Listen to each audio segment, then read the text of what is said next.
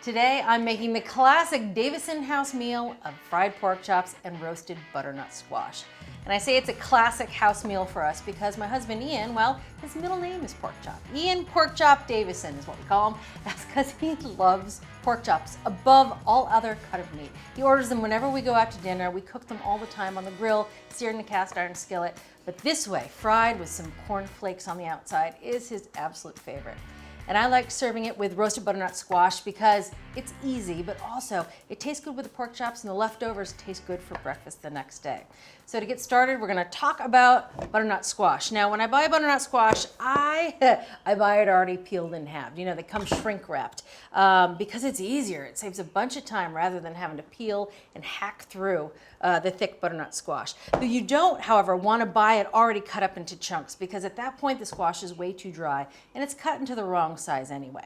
Now, if you do buy it and you see it's just a little dry in spots, you can just easily peel it on the outside. And this is a lot easier than having to peel off that thick skin. And you want a whole butternut squash, anywhere from 3 to 3.5 pounds. Again, you want a lot because the leftovers, if you have any, are really tasty. I know, I'm making a mess with the peels. I always do this. Luckily, they're easy to clean up. Ooh, it smells like fall when you smell this, like a pumpkin. Let's get a bench scraper to help things along.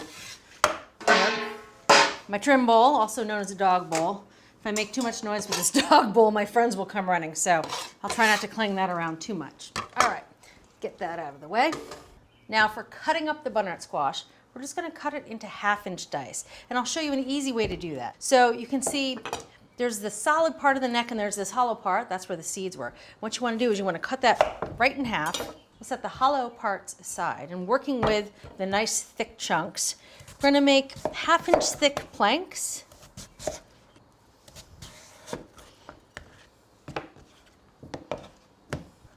Like to stand up, cut right down through. You want a good heavy knife for this.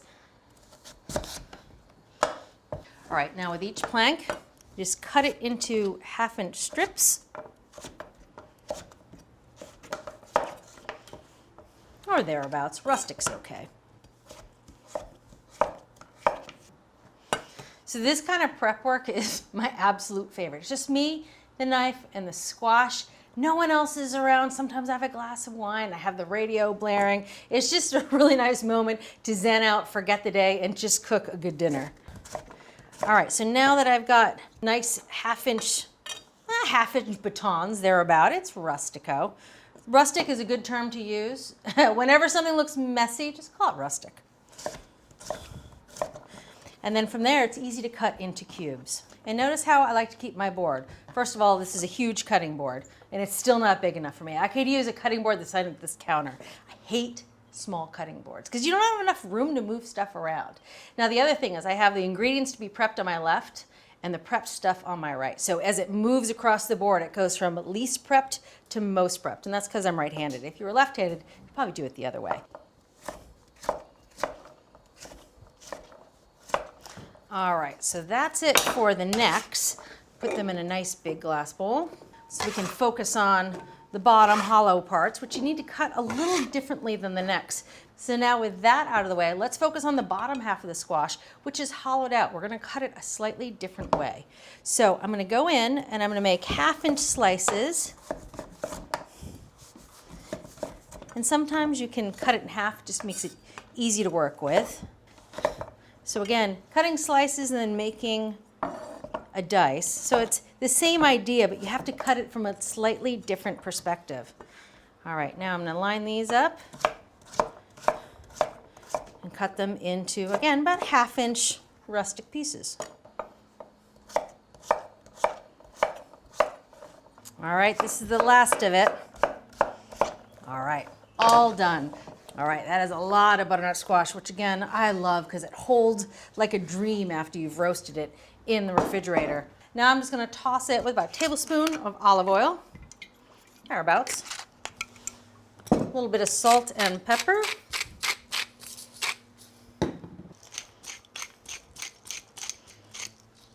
All right, toss that around. All right, so now we're gonna put it on a rimmed baking sheet.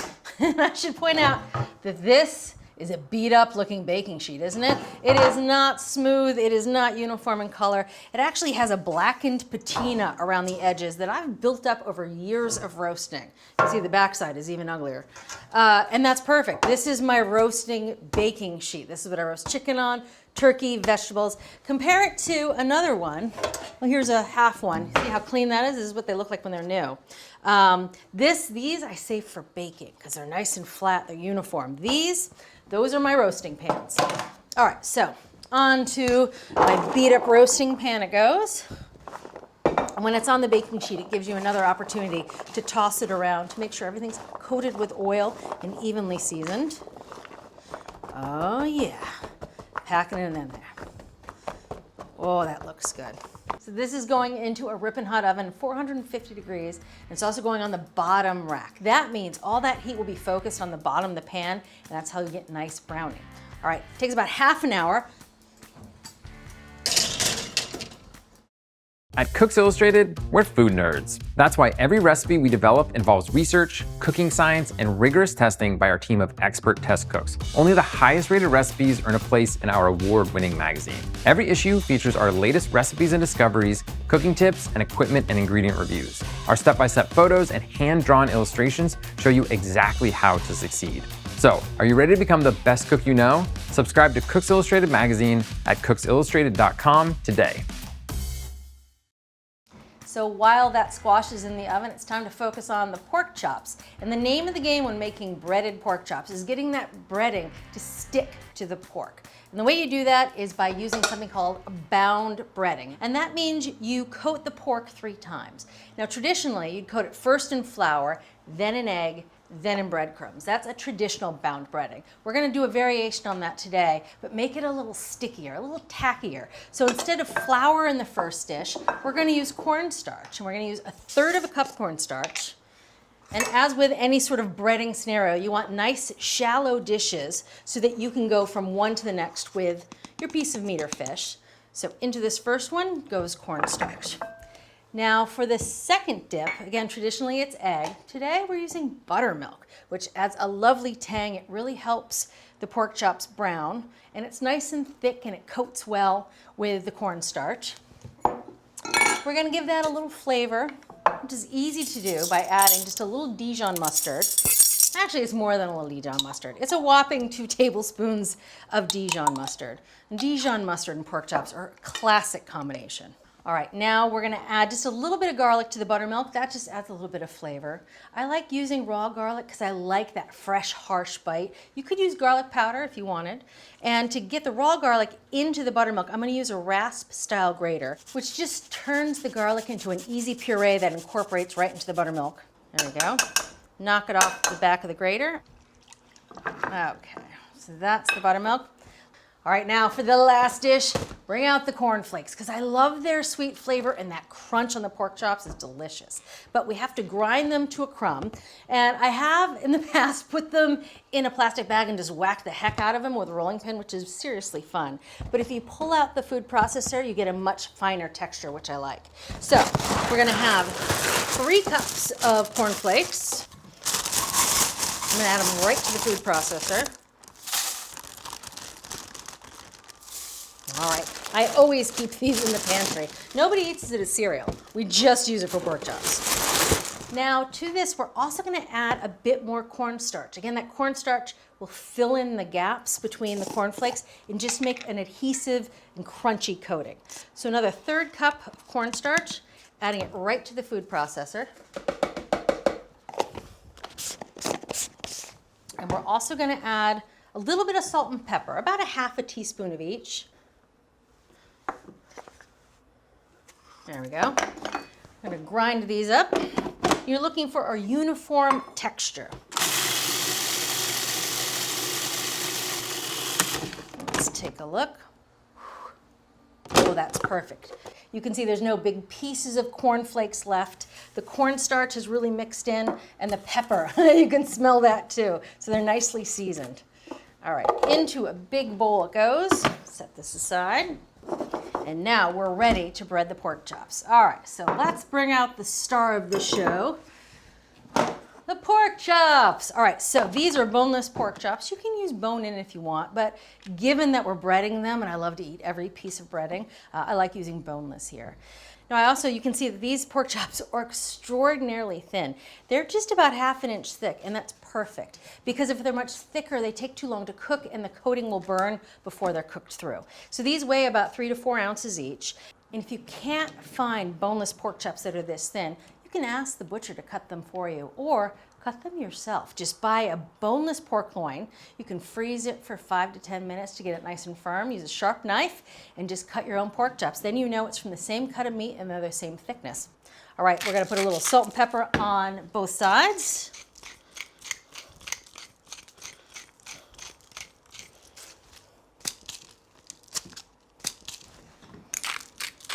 All right, salt and pepper on both sides.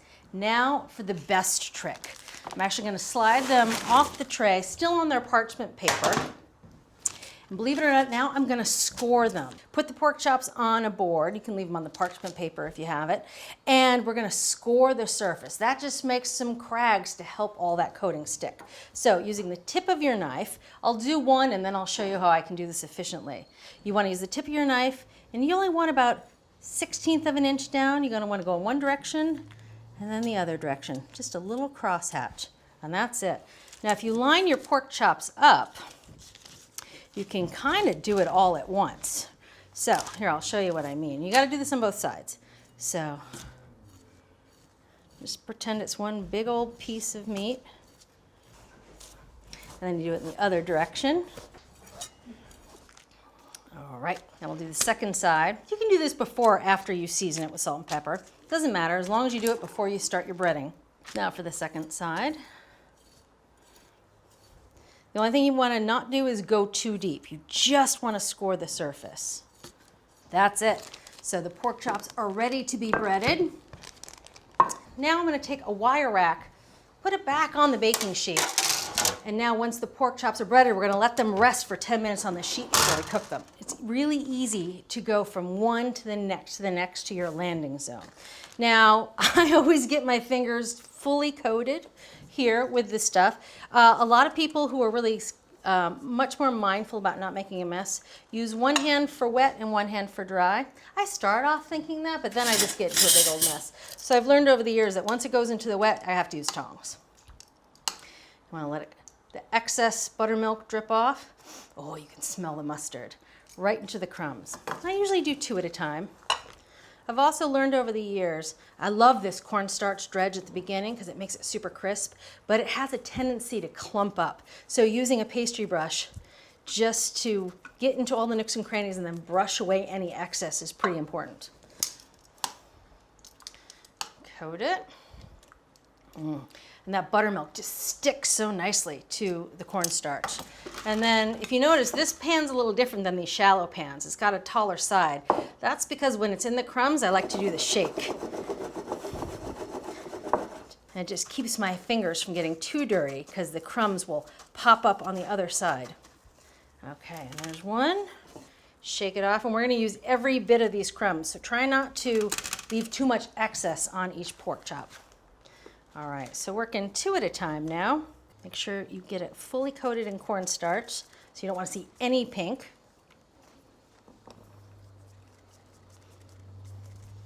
There we go. Now time for tongs.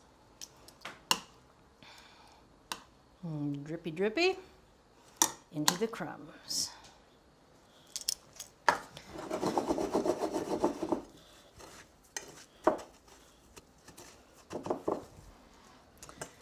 All right. I'm pretty messy when I do this. It's hard to be super tidy with cornstarch. Sometimes I actually make a double batch of these because once they're breaded and raw, they freeze like a dream and you can have dinner in a snap. So make the most of your mess or involve the kids and just make it fun. I'm a clean as you go kind of person. All right, so that's out of the way. Buttermilk with tongs.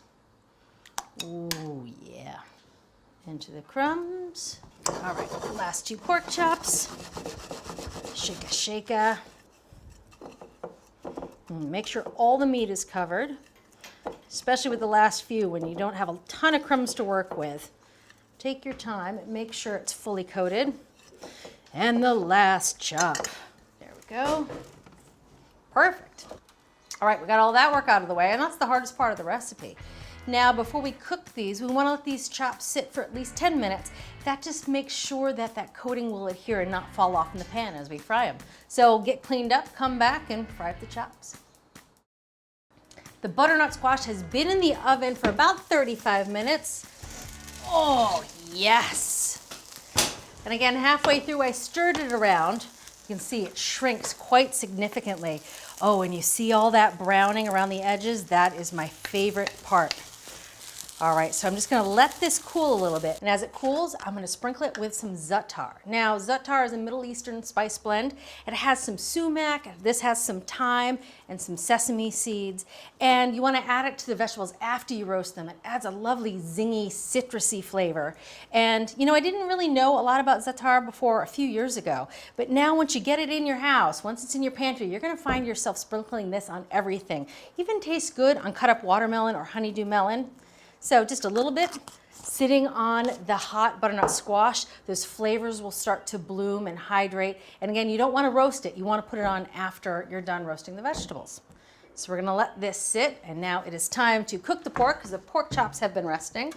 We're going to cook them in a non-stick skillet, and I have some vegetable oil in here, about 1/3 cup. Now, how much oil you use really depends on the size of your pan. This is a 12-inch pan, which is good because you can fit 4 chops at a time. So I'll do these in 2 batches.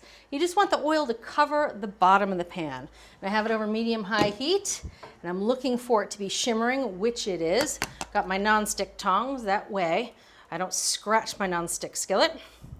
I'm going to gently put the chops into the oil, and they just take a couple minutes on each side because they're so thin. They're going to cook through by the time the coating is nice and brown. And again, for oil, we're using vegetable oil here. I'm actually using safflower oil. You can use vegetable oil. Peanut oil tastes really good, as it does with anything that's fried. But you don't want to use an olive oil because that olive oil will impart too heavy a flavor. So stick with a vegetable canola or safflower oil.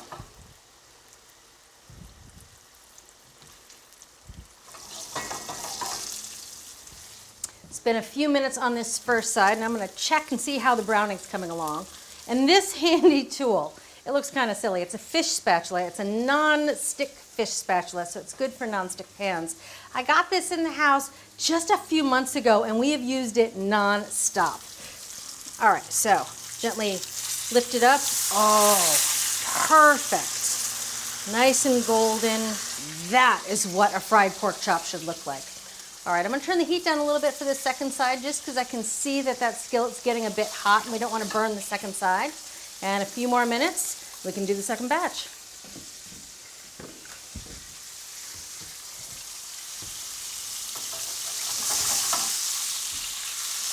That second side is frying away. Oh, you see that? That's what you're looking for. Nice golden coating on both sides. That is a perfectly cooked chop. I'm going to take them out of the pan. I'm going to let them drain on paper towels. Drain away any of that excess oil. Turn the pan off for a second. All right, so let's take a look here. Gorgeous. See how that's a little extra brown on the edge? That one's mine. I like them a little extra brown. And I'm going to keep these warm in the oven while we cook the second batch. All right, for the second batch, you definitely want a clean skillet. So I'm going to pour out any of the excess oil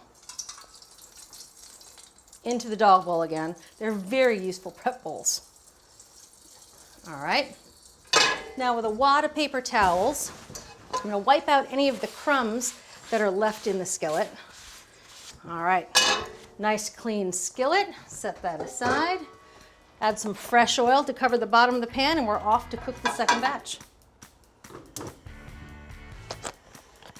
When we come back, the chops will be done. We'll finish up the roasted butternut squash and make a quick spinach salad. Are you ready to take your cooking to the next level? Introducing the complete America's Test Kitchen TV show cookbook. Featuring every recipe from every episode of America's Test Kitchen.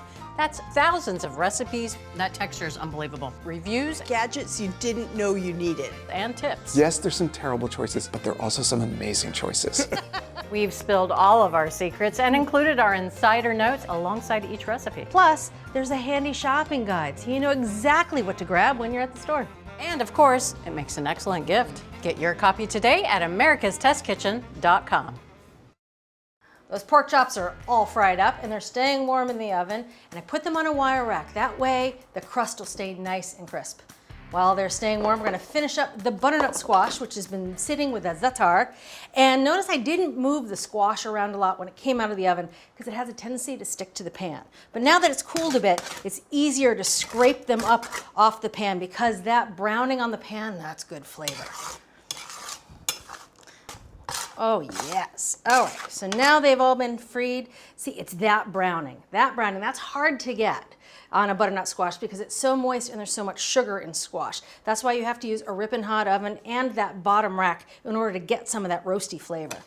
All right, so those have been loosened from their pan. Now we're gonna make a quick vinaigrette to toss them with. Just some shallot and a little lemon. That pairs lovely with the za'atar. For the shallot, I'm just gonna mince it, or you could slice it.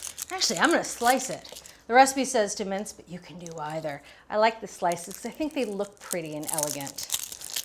So to slice the shallot, you wanna cut it in half, cut the tip and the root end off. I'm gonna slice it pole to pole or with the grain. That way you get really elegant shards.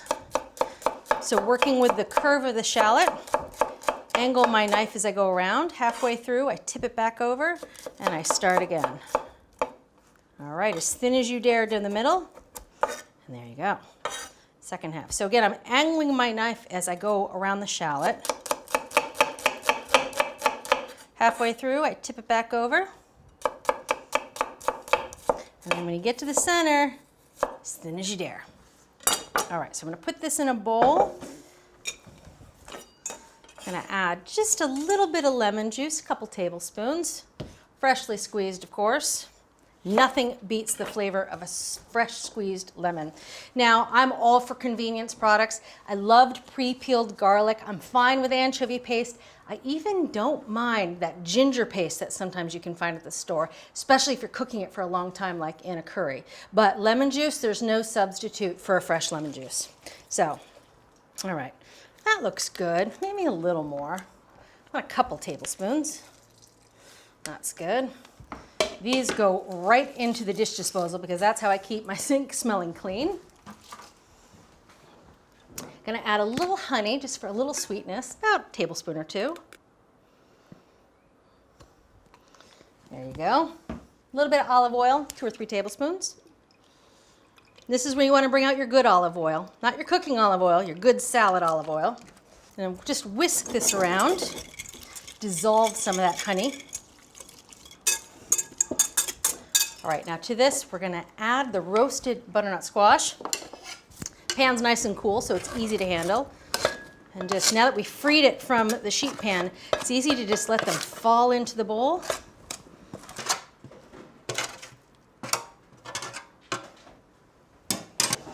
Now we're just gonna gently toss the dressing with the roasted butternut squash. Squash is very delicate at this point, and it could mush if you handle it too firmly. So nice and gentle. Oh, these flavors, the za'atar, the lemon, a little bit of honey. And to platter it, I'm gonna put everything on a nice big family style platter because this is the Davison house pork chop dinner. I'm gonna put all the butternut squash on one side of the plate. To finish off the squash, I'm gonna add some pomegranate seeds. You can buy these already seeded nowadays, which I think is such a time saver. Talk about convenience food. But of course, if you get fresh pomegranates, pretty easy to crack the seeds out. So if you can't find pomegranate seeds, because sometimes they are a bit seasonal, you can substitute blueberries. All right, we're gonna add a few pepitas, salted and roasted. Oh, they add a lovely crunch. Last but not least, we're gonna add some fresh leaves of parsley. No need to mince this up. Almost using them as a salad green or a fresh garnish on the end. I love the flavor of fresh parsley here with the za'atar and the pomegranate. Plus it looks pretty. You can obviously substitute other herbs here if you have them. Chives would be lovely. Cilantro would be wonderful. Even basil could work. Oh, perfect. All right, so now let's get the pork chops out of the oven. Oh yeah. Oh, they're beautiful, aren't they? Nice and crisp. Again, platter style. Put them all just nestled right next to the butternut squash. Oh yeah. Real quickly, before it's dinner time, I'm gonna toss a quick salad. And this isn't even a recipe. This is just how I make salad weekdays when I don't have a ton of time. Put a bunch of nice lettuce in a bowl. In today's case, it's spinach. Using my good olive oil. I'm gonna sprinkle the olive oil over the lettuce. A little salt, a little pepper. This is when I bring out the good salt. These are big flakes of Malden sea salt. Some fresh ground pepper. I'm gonna gently toss this. Sometimes I like to use my hands. Sometimes I use these nice, these salad. Make a mess. Whenever I use these, they're lovely and they're great for serving, but they're not great for tossing. So I'm gonna get in here with my hands, gently make sure all the salad gets coated.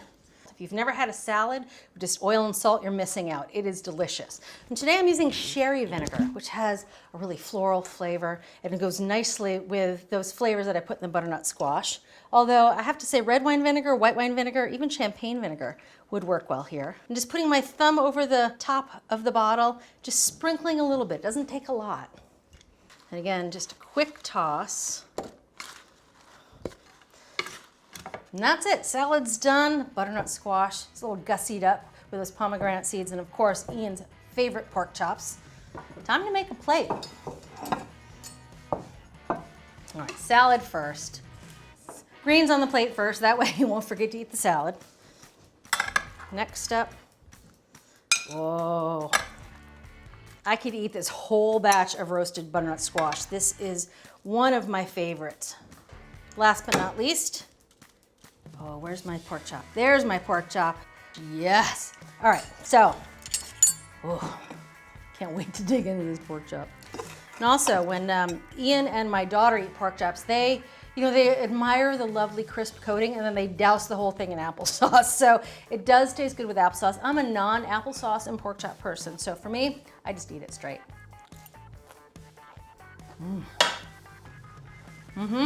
That's it. It's the perfect fried pork chop. The flavor of the cornflakes is a little sweet. The coating is super crunchy. And paired with this butternut squash.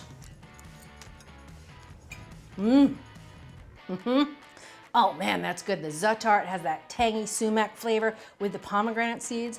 I could eat my own weight in that. And there you have it, the Davison pork chop dinner. See you next time. If you're ready to take your cooking to the next level, head over to americastestkitchen.com and get a free trial of our ATK Essential membership. While you're there, you can sign up for our free email newsletters and download our app. So, what are you waiting for?